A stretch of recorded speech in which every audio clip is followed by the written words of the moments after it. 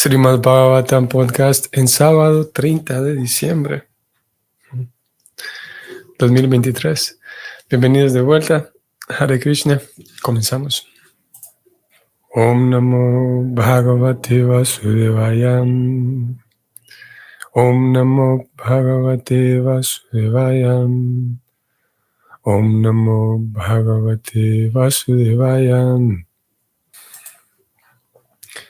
Ingitanya Puru Praudam Ikaram Maschasatvatam Satvatam Rishavam Sarve Bhutavasam Satam. Traducción del verso. Los yadus eran devotos experimentados, eruditos y expertos en el estudio psíquico. Además de eso, siempre estaban con el Señor en toda clase de diversiones, y aún así, solo podían conocerlo como el único supremo que mora en todas partes.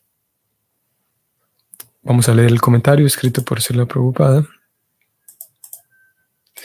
En los Vedas se dice que no puede entenderse al Señor Supremo o Paramatma simplemente con base en la erudición o poder de especulación mental que se tenga. El Katha Upanishad 1.2.23 dice: Nayamatma pravachanena labhyo na madeya na medaya na buhana srutena. Únicamente lo puede conocer aquel que tenga la misericordia del Señor. Los Yadavas o los Yadus, otra forma de referirse a los Yadus, los Yadavas eran todos excepcionalmente eruditos y experimentados, pero a pesar de que conocían al Señor como aquel que vive en el corazón de todos, no pudieron entender que Él es la personalidad de Dios original. Esa falta de conocimiento no se debía a su erudición insuficiente, se debía a su mala fortuna. En Vrindavana, sin embargo, al Señor no se le conocía ni siquiera como Paramatma, pues los residentes de Vrindavana eran devotos puros y espontáneos del Señor, y podían pensar en Él únicamente como el objeto de su amor. No sabían que Él es la personalidad de Dios. Sin embargo, los Yadus, los residentes de Dwaraka, pudieron conocer a Sri Krishna como Vasudeva, la superalma que vive en todas partes, mas no como el Señor Supremo.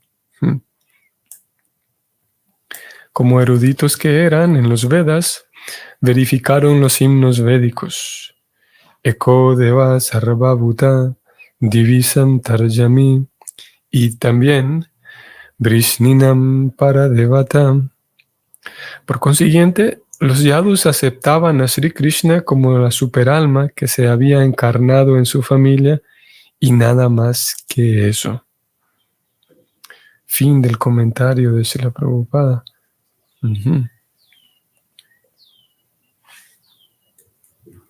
Wow, interesante, ¿eh? Interesante. Como ya sabemos, tenemos esta comprensión teológica en sus tres diferentes niveles. Y el aspecto personal de la suprema personalidad de Dios es bastante, aparte de ser la comprensión más completa y más elevada y más profunda, aparte de ello, es que por tratarse de la comprensión de la persona de Dios, el acercarse a la persona de Dios, se requiere, como Prabhupada escribió aquí, se requiere la misericordia del Señor. En realidad, se requiere la gracia del Señor para poder adentrarse en estos temas teológicos. sin duda, se requiere la misericordia del Señor, pero más puntualmente y más específicamente para adentrarse en comprender, no solo comprender, sino acercarse a la persona de Dios. Se requiere su gracia, su misericordia. Y es como cualquier otra persona. Sí, hace algunos días hablábamos de esto, como si queremos conocer a otra persona, pues hace falta que, digamos, que la otra persona coopere, digamos, hace falta una relación para conocer de verdad a la otra persona, para que la otra persona deje saber de ella misma y se comparta, se dé ella misma. Y para ello se requiere una relación. Por ejemplo, alguien podría, digamos, hablar de sí mismo, alguien podría compartir cosas de sí mismo en situaciones diferentes o en otro tipo de situaciones en donde no necesariamente hay una relación amorosa. Alguien podría hablar, digamos que compartir alguna información de sí mismo, no necesariamente porque está envuelto y involucrado en una relación amorosa, sino porque, digamos, porque la norma lo indica en diferentes situaciones, ¿no? Porque tiene que decir ciertas cosas suyas, tiene que presentarse y decir un poco de sí. Pero para conocer de verdad a la persona, hace falta, repito, que haya una relación, que ambas partes se sientan cómodas, se sientan en confianza, especialmente la persona que va a hablar de sí misma. Claro, en el caso de Krishna, no es que la situación de Krishna no es exactamente la de nosotros, la de dos personas ordinarias, en una relación de dos personas, digamos, ordinarias, comunes. La persona que va a hablar de sí misma y va a mostrarse a sí misma, como yo dije, requiere confianza. Y no es que Krishna, la situación de él es que desconfíe de nosotros. No es eso específicamente. Sí, porque en realidad Krishna conoce muy bien, diferente de una relación ordinaria en donde las personas no se conocen. En este caso, Krishna conoce muy bien a la otra parte, nos conoce muy bien. No es que él desconfíe, sino simplemente que hace falta despertar en nosotros, hace falta despertar una disposición de servicio, una disposición de afecto, para entonces que se dé ese conocer a la persona. Como digo, diferente de una relación ordinaria y común, no es que Krishna esté dudoso de nosotros o desconfiado. Simplemente es que hace falta que haya ese intercambio de amor. Entonces, Prabhupada agrega estos datos aquí muy interesantes, muy relevantes para nuestra comprensión y el estudio, digamos, de las diferencias que hay entre estos diferentes escenarios en los cuales Krishna convive o convivió, digamos, mientras estuvo en el planeta. Como sabemos, sus ambientes eran diferentes en Vrindavana y en Dwaraka. En Vrindavana llevaba una vida mucho más simple y en Dwaraka una vida un poco menos simple. Sí.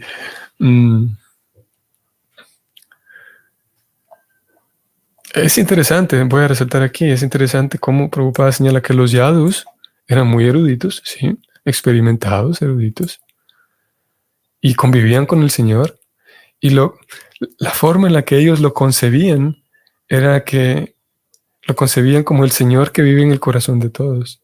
Pero, de acuerdo con Prabhupada en este verso, no lo concebían a él. Imagínense, vivían con Krishna. Recordemos los yadus, estamos hablando de una cantidad muy grande de sus propios hijos están incluidos aquí, los hijos que de acuerdo con las escrituras Krishna tuvo 10 hijos con cada una de las reinas. Estamos hablando entonces de los yadus como son sus hijos y sus nietos también, los hijos de sus hijos. y todos aquellos familiares envueltos, ahí estaban, sí, involucrados, cuñados, y principalmente aquí nos referimos a los hijos. Estamos hablando de personas con mucha cercanía con Krishna, pero de vuelta, y vamos a subrayarlo aquí, Prabhupada indicó aquí que los yadus, me estoy subrayando, aceptaban a Sri Krishna como la superalma que se había encarnado en su familia, y nada más que eso. O sea, ellos sabían que, claro, que aquí tenemos al Señor Supremo, a Krishna, pero concebían a Krishna como la superalma que está en el corazón. Y, a ver, ello es mucho. Si nosotros pudiéramos ser conscientes plenamente todo el tiempo, constantemente, de la superalma que está en el corazón, eso es mucho.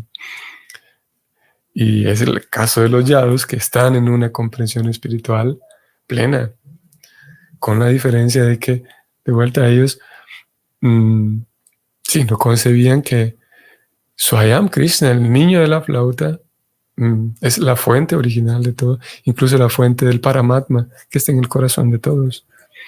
Mientras que la situación de los acompañantes de Krishna en Vrindavan, ellos sí, en Vrindavan ellos tienen un amor espontáneo por el Señor.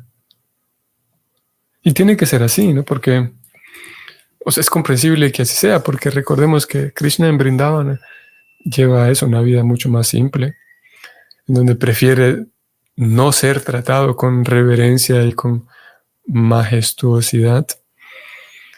Y entonces ahí él se da con mayor vive, si podemos decirlo así, con mayor tranquilidad. Claro, no es que vivir en Dwaraka le cause intranquilidad, pero en Vrindavana vive con mayor simpleza, ¿no? Y las escrituras señalan cómo Krishna durante las noches es muy frecuente que entre sus esposas, entre ellas conversan.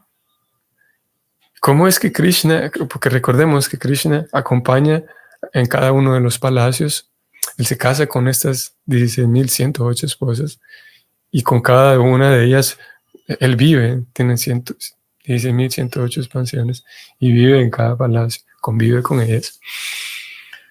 Y en ocasiones entre ellas conversan y es que Krishna durante las noches es muy frecuente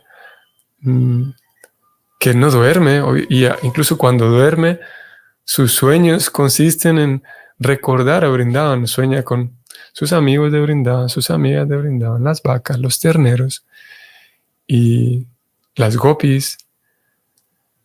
Y en ocasiones no duerme, simplemente está allí, diríamos una especie de insomnio, simplemente absorto pensando en su vida de Vrindavan, porque él no puede dejar de pensar en Vrindavan, en sus papás, en sus tíos, sus tías, sus amigos, sus vacas, sus terneros. Y como dije, cuando sueña, indica el Bhagavatam, a veces durante toda la noche se la pasa nombrando a diferentes personas, de sus amigos, de sus amigas en Vrindavan. Porque es allá donde sí, se muestra y vive de manera así más completa en la forma de Krishna, Swayam Krishna, el niño de la flauta. Mientras que los yadus, aún a pesar de convivir con él de manera tan cercana como ya vivimos, lo aceptan a él no como el Señor Supremo Bhagavan, sino simplemente como superalma. Decir simplemente como la superalma es un poco extraño, ¿no? Porque, como dije, es una comprensión que no cualquier persona puede conseguir. La meditación constante y plena en la superalma. Vamos al siguiente verso, verso 10. Devasya mayaya sprita jichanya dasa ashritam brahmyate dirnata vyakair atmanyupat manoharaum. Traducción. Las palabras de personas confundidas por la energía ilusoria del Señor no pueden desviar bajo ninguna circunstancia la inteligencia de aquellos que son almas completamente entregadas. Qué bonito verso. Las palabras de personas confundidas por la energía ilusoria del Señor no pueden desviar bajo ninguna circunstancia la inteligencia de aquellos que son almas completamente entregadas. Hay muchos ejemplos digamos, en la vida de Srila Prabhupada, hay muchos ejemplos de cómo en varias ocasiones algunas personas intentaban reñir con Srila Prabhupada o intentaban, no sé, encontrarlo, ponerlo entre la espada y la pared. Esto, por ejemplo, se podía ver, hay un par de casos con algunos reporteros que, claro, tienen pericia, ¿no?, para poder hacer preguntas muy bien hechas y preguntas que puedan comprometer al entrevistado. Me recuerdo en una ocasión, Srila Prabhupada, alguien le pregunta: Swami, ¿y ustedes de dónde sacan el dinero? ¿De dónde sacan tanto dinero? Queriendo adentrarse en el tema del dinero, y Prabhupada viajando por el mundo y gastando mucho dinero. Entonces pregunta: Srila Prabhupada, ¿ustedes de dónde sacan tanto dinero? Y Srila Prabhupada a esa pregunta tenía diferentes respuestas, y en esta ocasión él responde que nosotros obtenemos el dinero de la venta de nuestros libros. Y inmediatamente él pasa a responder: sí, nuestros libros, actualmente estamos facturando $800,000 solamente del movimiento de nuestros libros. Y una pregunta que inicialmente podía parecer comprometedora, Srila Prabhupada, con toda honestidad y con toda transparencia, incluso ofrece los datos, y eran cifras muy grandes, mostrando que no tenía miedo, no tenía ningún tipo de reserva, no necesitaba esconder nada, ni números, ni nada, ni de la fuente de donde venía el dinero, ni los números. Estaba dispuesto a compartir y a responder lo que sea, porque no tenía miedo, no tenía nada que esconder. En este caso, como dice el verso habla de palabras de personas confundidas, pero también no solamente las palabras de las personas confundidas por la energía ilusoria, pero también las acciones de las personas confundidas por la energía ilusoria no confunden a un alma plenamente entregada. Sus acciones, sus palabras, sus opiniones, la opinión que una persona confundida por la energía externa tenga, no puede confundir a un alma plenamente entregada. Mientras que las almas confundidas por la energía ilusoria, ellas sí se confunden entre sí. Se confunden. Yo me puedo llegar a confundir por la opinión de otros, por la postura de otros, por las experiencias de otros, por las palabras de otros. Eso sí. Pero un alma plenamente entregada, ¿no? Hay un momento también, Prabhupada está hablando en una universidad, presentando su producto, presentando el servicio devocional y presentando a Krishna, hablando acerca de la Gita. Al final, uno de los estudiantes, que también era de la India, se levanta y dice algo así como: Swamiji, este mensaje de la Bhagavad Gita es importante, algo así, pero lo cierto es que es muy difícil conseguir el éxito, es muy difícil ser exitoso en este país. Estaba en Estados Unidos. Y él dio su opinión, como que sí, no iba a tener mucho, no es muy prometedor, no tiene muy buen futuro hablar de esto aquí en Estados Unidos, porque aquí es muy difícil. Y Srila Prabhupada respondió algo muy interesante.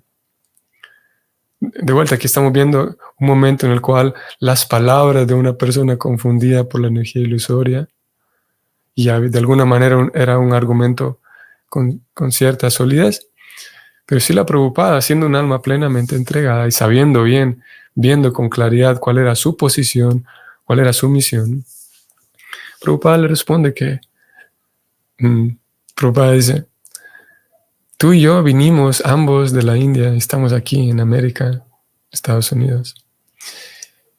Y tenemos una diferencia, Prabhupada dijo.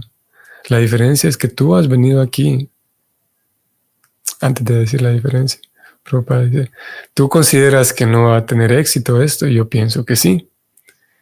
Y eso es porque hay una diferencia. La diferencia es que tú has venido a este lugar tratando de conseguir algo, tratando de pedirles algo a ellos, de sacar algo de beneficio de ellos. Y yo he venido a este lugar a otorgarles algo, a brindarles algo. Lo que he venido a hacer es a dar algo, a compartirlo. Y eso es una gran diferencia. Así que la posición, la situación del alma plenamente entregada, las almas completamente entregadas, esa posición de entrega constante y plena, uno de los resultados de ello es que la persona gana claridad, la persona sabe bien qué es lo que está haciendo, sabe bien cuál es su posición como sirviente, sabe bien la posición del Señor Supremo, conoce bien la posición de las demás almas, conoce bien la situación y cómo funciona la energía ilusoria. Por esa razón tampoco tiene miedo. Es un resultado de estar plenamente entregado que no hay miedo. Ya no hay lamentación.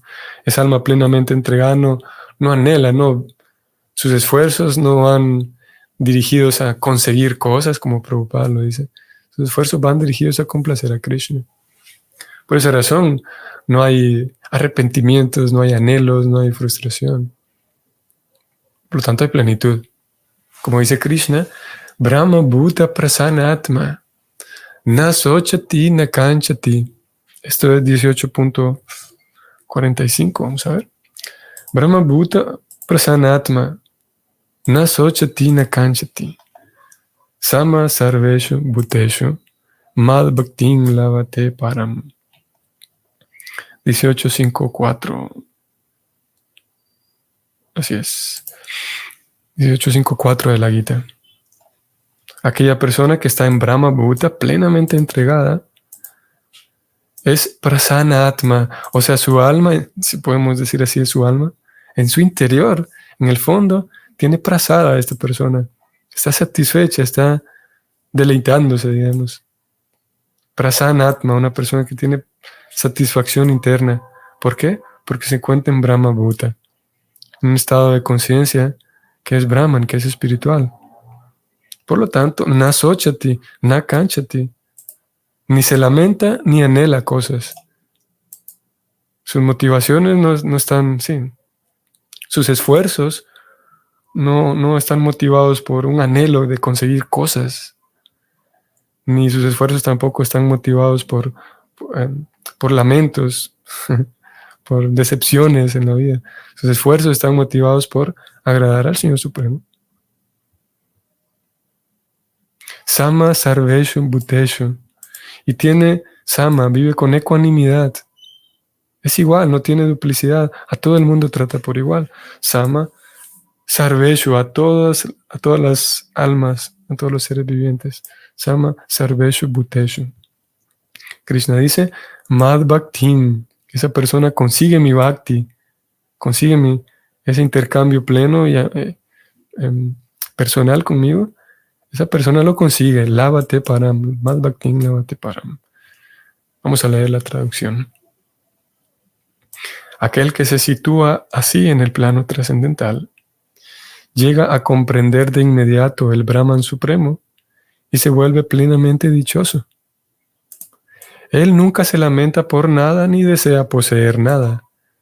Él tiene la misma disposición para con todas las entidades vivientes y en ese estado él llega a prestarme a mí un servicio devocional puro. Así que esas son las almas plenamente entregadas, que no se confunden por lo que hacen otros. No se confunden por lo que hacen aquellos que sí están confundidos.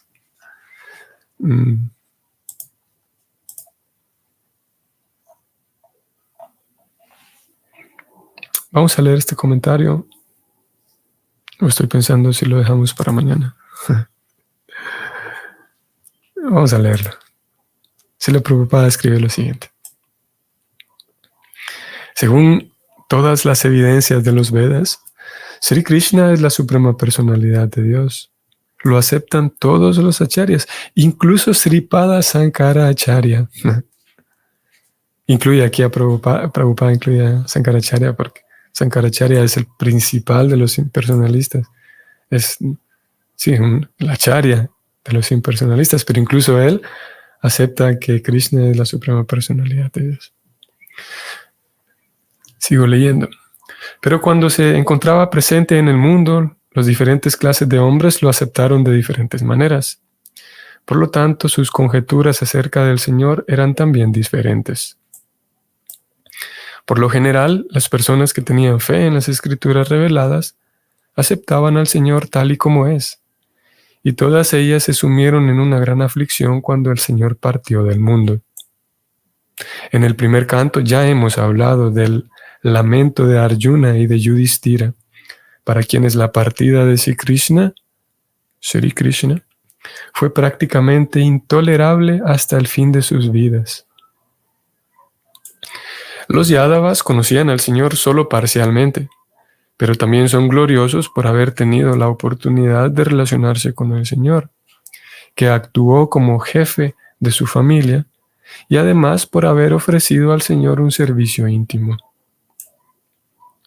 Los Yadavas y demás devotos del Señor son diferentes de aquellos que conjeturaban equivocadamente que era una personalidad humana ordinaria. Esta clase de personas están ciertamente confundidas por la energía ilusoria. Son diabólicas, curioso este adjetivo aquí. Son diabólicas y envidiosas del Señor Supremo.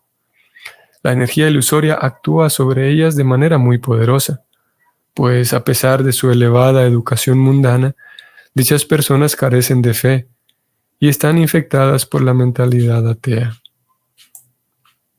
Siempre tienen un gran deseo de dejar claro que Sri Krishna era un hombre ordinario, que fue muerto por un cazador como consecuencia de los muchos actos impíos que realizó al conspirar para matar a los hijos de Dhritarashtra y a Jarasandha, los demoníacos reyes de la tierra. Personas como esas no tienen fe alguna en la declaración de la Gita, que dice que al Señor no le afectan las reacciones de las acciones. Namam karmani limpanti, dice Krishna. Según el punto de vista ateo, la familia de Sri Krishna, la dinastía Yadu, fue destruida por la maldición de los brahmanas, debido a los pecados cometidos por Krishna al matar a los hijos de Dhritarashtra, etc. Todas esas blasfemias no tocan el corazón de los devotos del Señor, pues ellos conocen perfectamente cómo son las cosas. Su inteligencia nunca se perturba en lo que se refiere al Señor, mas aquellos que se perturban por las declaraciones de los asuras, también se condenan. Eso es lo que quiso decir Uddhava en este verso. Ok, bueno, entonces vimos cómo Prabhupada centra el tema de no quedar confundido por las personas que sí están confundidas. Prabhupada también nos centra en la opinión que estas personas tienen respecto a la posición ontológica de Krishna. Por esa razón, o es una de las razones por las cuales para nosotros es importante mantener alimentando la inteligencia, escuchando las escrituras, leyendo las escrituras, escuchando a los devotos. De esa manera nuestra inteligencia sí va afinándose, que es diferente, ojo, es diferente a un adoctrinamiento. Lo que el Bhakti busca no es adoctrinar, no es, bueno, en un sentido sí, es una doctrina, ¿no? En un sentido es, claro, exponerse a la doctrina, pero no en el sentido negativo de adoctrinamiento con ausencia de inteligencia, ausencia de un pensamiento crítico, un adoctrinamiento nada más con tintes dogmáticos. Lo que busca el Bhakti es que, por un lado, aprendamos de Krishna y por otro lado también sepamos usar la inteligencia. Mm, de tal manera que cuando encontremos a personas con opiniones, digamos, opiniones que se acercan, sí, que se acercan a causar daño, digamos, al alma, opiniones que en fin de cuentas van a distanciar al alma de la superalma, que nosotros estemos capaces y que tengamos la habilidad para reconocerla.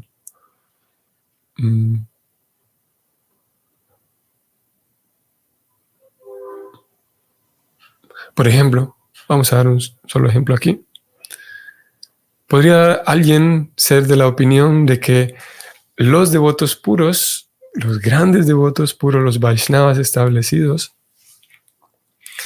como viven todavía en el plano humano, es normal que ellos tengan envidia de otra persona, por ejemplo? Alguien podría decir, bueno, es que somos humanos y la dimensión humana, incluso en los devotos puros, la dimensión humana es natural y es comprensible de que ellos tengan envidia hacia otros. Es normal y es comprensible de que esos devotos puros en algún momento duden de la existencia de Krishna y su fe, por ejemplo, disminuya y flaquee, y en algunos momentos de sufrimiento es normal que el devoto puro dude de la existencia de Dios por su condición humana. Alguien podría dar esa opinión. Claro, en este caso estamos hablando de opiniones en torno a un devoto puro, pero lo mismo aplica a opiniones en torno a la posición de Krishna. Y lo cierto es que en este ejemplo que hemos dado, lo cierto es que esa es una comprensión y conclusión equivocada. Justamente un devoto puro es puro porque se encuentra libre de ese tipo de cosas, de sentir envidia hacia otro. Si su situación fuera tal que siente envidia hacia otro, entonces simplemente no es un devoto puro. Por la propia definición semántica, un devoto puro está libre y sí, se encuentra puro de ese tipo de cosas. Lo mismo relacionado con la fe que un devoto puro puede tener de Krishna. No puede dudar de la existencia de Krishna.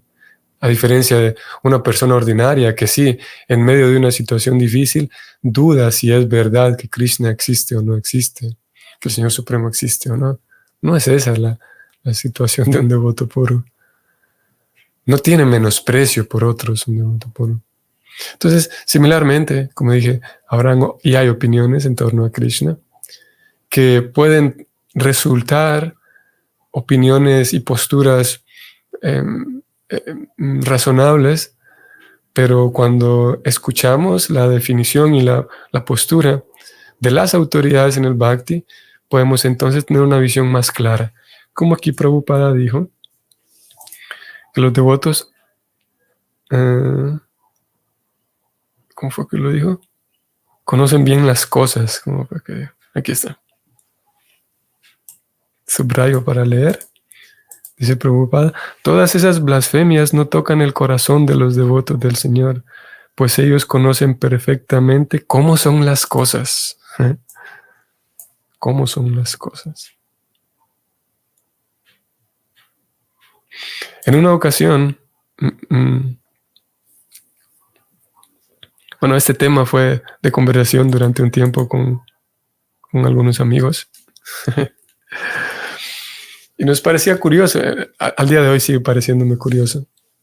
Estábamos conversando con varios devotos y alguien dijo, sí, porque cuidado con los planes que haces, porque Krishna te los desbarata, tus planes. Y la persona lo decía con tanta, sí, muy convencida de que así es. Cuidado porque Krishna te desbarata tus planes. Fue muy interesante, como digo, a mí al día de hoy me sigue resultando interesante esta postura y esta perspectiva de que no puedo hacer ningún plan porque parecería que Krishna tiene algo, parecería que él se encuentra diversión en desbaratar los planes de las personas. Y me parece interesante porque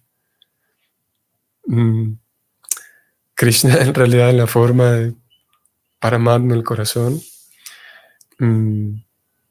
como él mismo lo indica en la Gita. Él dice, yo otorgo toda la inteligencia para todos los que quieran venir a mí.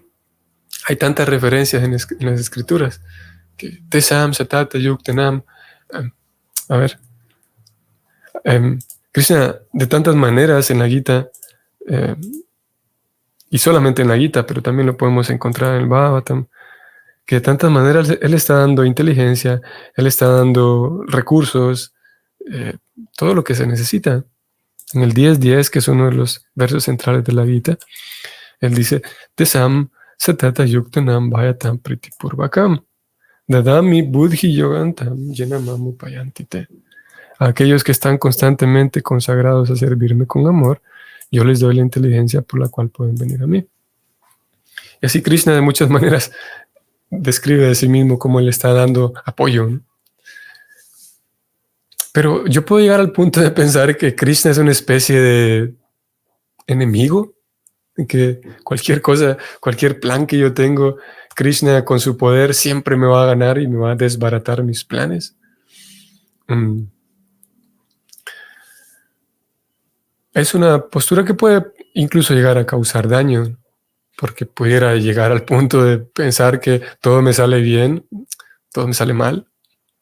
Yo estaba planeando hacerlo bien, pero parece ser que hay alguien que se está encargando de entorpecer mis planes.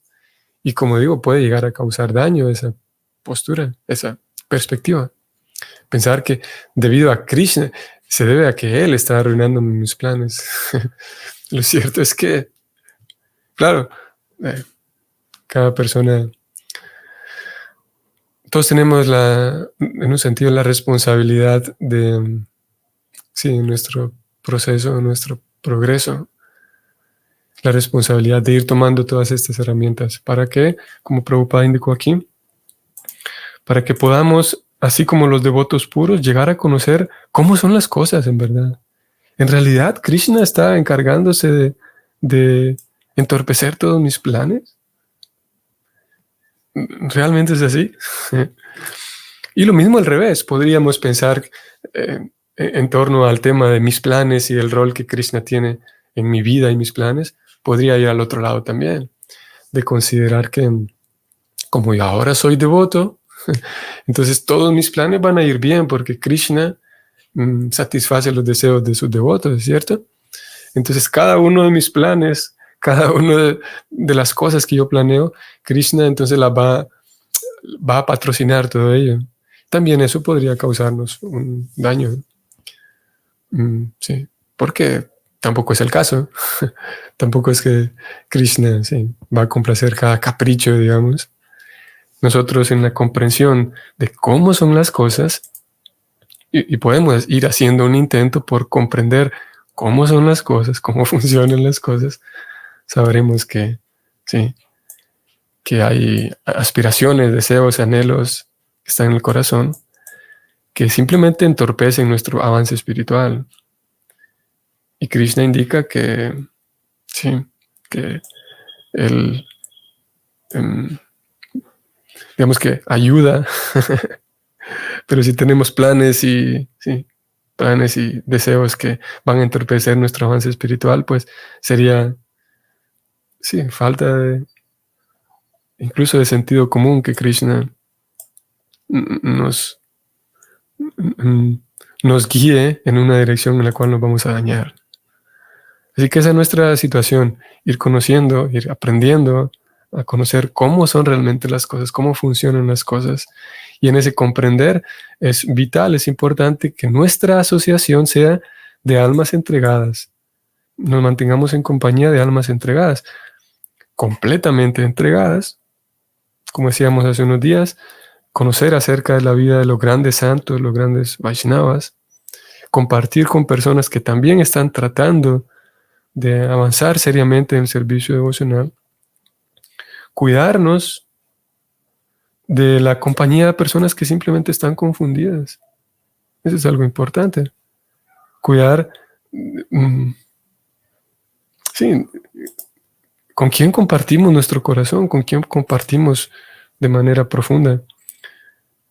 Y las escrituras de hecho indican que uno debe Si lo que busca es su progreso, uno debe ser muy diligente en qué tipo de compañías mantiene. Y aquellas personas que simplemente están confundidas por la energía ilusoria, compartirles, sí, tratar con ellos con cordialidad, pero no con amistad. Con cordialidad, pero no con, sí, con no dejando que sus opiniones, sus palabras confundidas nos terminen confundiendo más. Vamos a detenernos allí. Nos vemos mañana, que sería último día de este mes y último día de este año. Hare Krishna.